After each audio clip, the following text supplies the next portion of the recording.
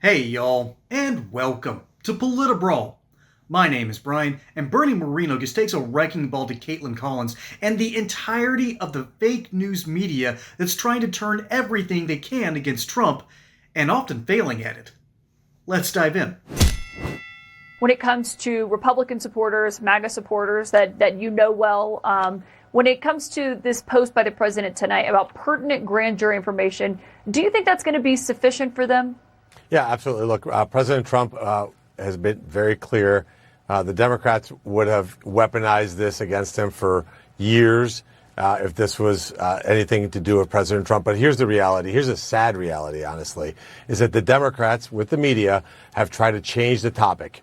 Change the topic from the fact that we have the most secure border in American history, that we just passed the most consequential bill that puts $7,500 in the pockets of working Americans, that we've lowered inflation, egg prices are down, gas prices are down, we have stability all over the world, we're starting to cut the deficit, we just passed the first crypto legislation in American history. We're winning on every count. The Democrats don't want to talk about any of this because they're wrong on every front. And look, that's what the American people care about. They're seeing their pocketbooks go up. They're seeing the fact that their communities are now safe. They're seeing record deportations. This is what people voted for on November 5th. And this is what we're going to focus on going forward, helping American people. This story is a tabloid sensation. Look, you have a very important show. I think a lot of people watch it. You spent half your show already talking about a fake story that the Wall Street Journal published. This isn't what journalism's intended to be. Let's talk about what the winning that we're doing for the American people. That's what they want to hear. Well, hang on. You can't criticize what we're covering when this is a show that primarily covers what the president is doing, and this is what he's posting tonight. And you're saying that this is being perpetuated by Democrats, but this is Thomas Massey, Tom Tillis, Mike Pence, Steve Bannon, Charlie Kirk. Those are Republicans. The first three I would not consider to be Republicans. These are guys that hate President Trump, are against his agenda. Bannon, Charlie Kirk, Charlie's Joe been clear. Rogan, all these people who are calling on this are Democrats? I was with Charlie this weekend. Charlie's been clear, saying, hey, let's move on and talk about what we're doing. We're winning for the American people. But then he took that back and said he wasn't moving on. Well, look, I don't know. I'm talking about the people that are here in Washington, D.C., that are fighting every day to make the lives of American citizens better. The most secure border in American history, more money in the hands of American workers, bringing factories back to the U.S., putting peace and stability around the entire globe. We're winning at such a high level that the only thing the Democrats have to talk about or cling on to is these ridiculous tabloid stories. You know, the guy that you had on before that was sweating, which is a clear indication the guy was absolutely lying through his teeth. Look, he can't say anything about what has been accomplished in this Congress, and it's not even been 6 months. It's 3 days short of 6 months. We're going to sign the first crypto legislation tomorrow in American history. This is an incredible amount of winning. Let's talk about that. If I'll take you on your point of the Republicans have better things to do and better things to talk about, why are Republicans in the House right now unable to get the DOJ cuts passed because of the fight over the Epstein files? Well, we've got it passed in the Senate. I was up till 3 o'clock in the morning getting it done. We're getting our first rescissions package in 32 years, cutting the most wasteful spending possible. And the American people are seeing that we're serious about cutting spending. The House is going to get it across the finish line. I'm confident that they'll get it done. And this is just the beginning. We're going to have even more cuts. We're going to honor and respect every dollar that the taxpayers give us. We're going to treat their money like it's our own, not waste it, burn it on these ridiculous programs. Look, we're doing everything here, very simple, Kaitlan, to fight for the American worker every single day. That's what they want to know. And when they see their paychecks are climbing way above inflation, that's what they want to see. But on the work that Congress is doing, I mean, it has delayed getting that passed in the House. Those are Republicans who are delaying it right now. Yeah, look. We it's have not Democrats. We have 53 Republicans in the Senate. It's tough to get 53 Republicans to agree on everything. But look, we got it passed yesterday. We got the one big beautiful bill passed. Nobody thought it could happen by July 4th. We got it done by July 4th. So we continue to win. Look, is the process neat and simple? No, we've got a razor-thin majority, which is why your viewers need to be thinking about the 26th election and making sure to get more Republicans elected and get rid of these people that are here just to make names for themselves, people that want to be troublemakers for the sake of being troublemakers so they can go on social media and send out fundraising alerts. Bernie is absolutely right to just dress down Kaitlan Collins and a lot of her affiliates in the mainstream media for doing what Democrats do best: deflect and deny. They want to deny any opportunity for this presidency and the Republican Party as well to look up and say, hey, we did something awesome. The big beautiful bill does have some flaws. It does have some problems. It's okay to say that. But it's also got some major pieces of, it's got some pieces that gives us teeth for ICE. It helps strengthen a whole lot of other things in our federal government. And there's some names that got brought up, and I'll get to people like Thomas Massie in a moment. But this should be a continual victory lap, and Kaitlan Collins, of course, is not going to let that happen. So she's moving on to the idea of the Doge cuts. Now, there's something that she screwed up here that I wish Bernie Moreno would have dove into, but he stayed classy and talked only about the Senate side. The Senate did their job in codifying the Doge cuts. Now the House is trying to ink out their details. After all, there's an infamous story of a young legislator that just got elected, wanted to come up and rise through the ranks as fast as he can. He wants to meet the enemy, and he wants to give him a piece of his mind. Well, one of the elder statesmen just kind of looks at him, looks up and down and said, the enemy, what do you mean? Well, the opposing political party, of course. Dude, the older gentleman looks down at him and says, no, dude, we're the House. Senate's the enemy.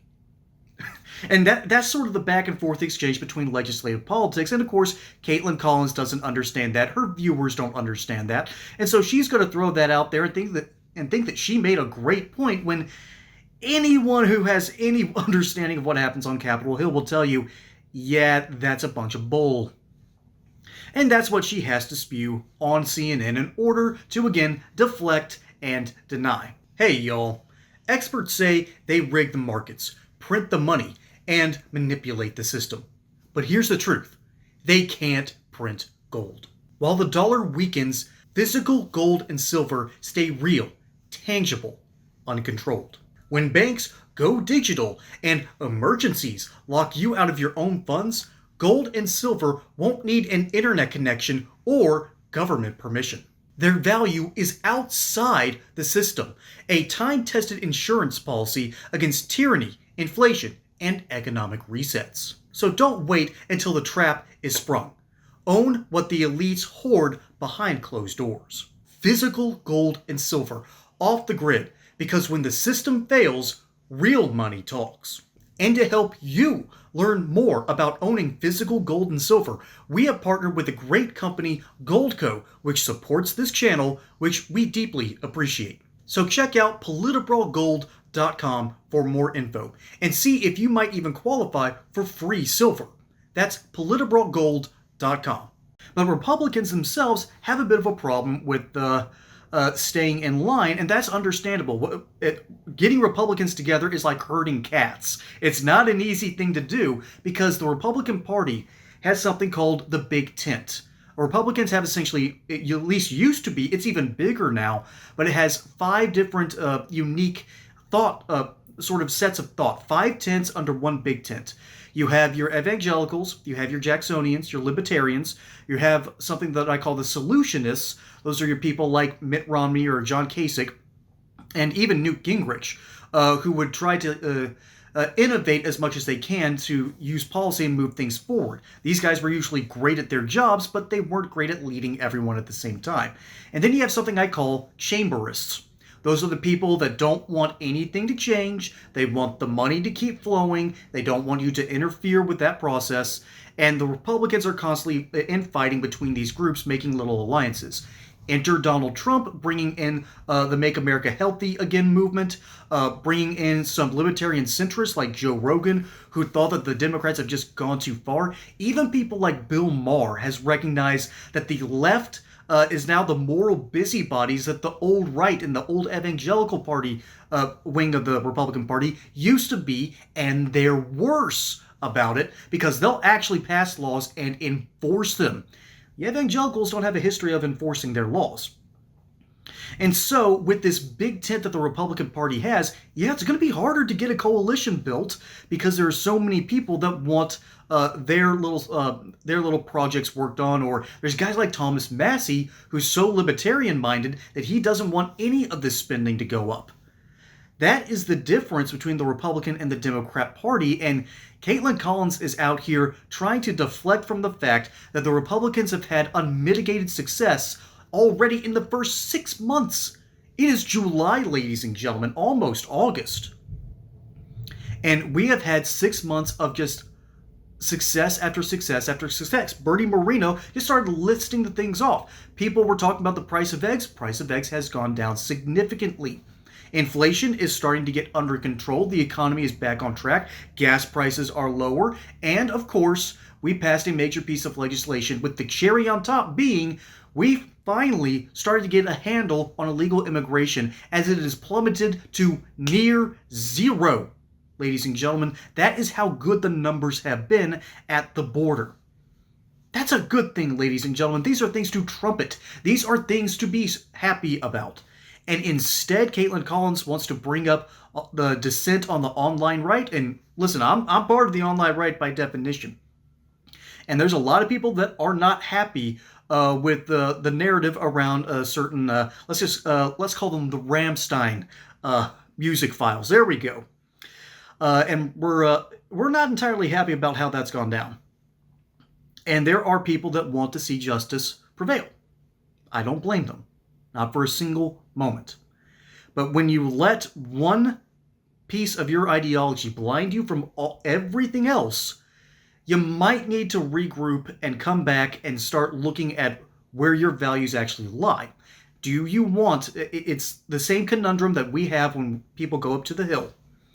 If you want X, Y, and Z, you're going to have to compromise, and you might only get Y and Z. Maybe one day we'll get exactly what we're hoping for in those files, but it's not going to be anytime soon. I think it's going to have to wait a while, and let's be honest, it could have been rolled out a whole lot better. But the reality is there is so much winning going on everywhere else. I'm okay with one strikeout in a Major League Baseball game. When you've gone 4 for 5 with a home run, a double, 2 singles, and 4 RBIs, I'm going to be okay with one strikeout if we win the game. If not, that strikeout might have come at the worst possible time, but you let me know what you think down in the comments below. My name is Brian. Hope you enjoyed that segment here on Politibrawl. I think Bernie Moreno did a fantastic job. Again, let me know what you think. Catch you on the next one. Until then, y'all have a good one.